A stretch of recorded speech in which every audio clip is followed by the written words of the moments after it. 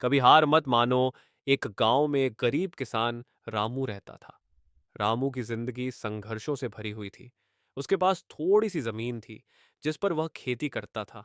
एक साल गांव में भयंकर सूखा पड़ गया।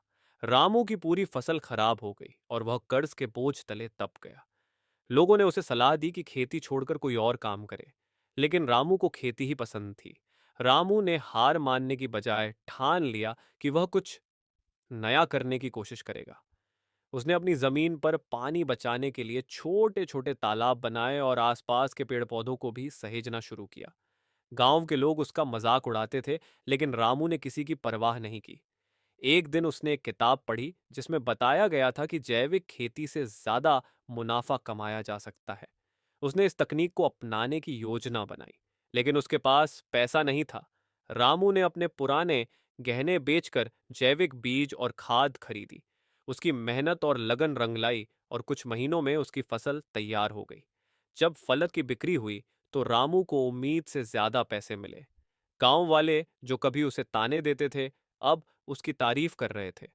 रामू का हौसला इतना बढ़ गया कि उसने और जमीन लीज पर ली और खेती को बढ़ावा देना शुरू किया।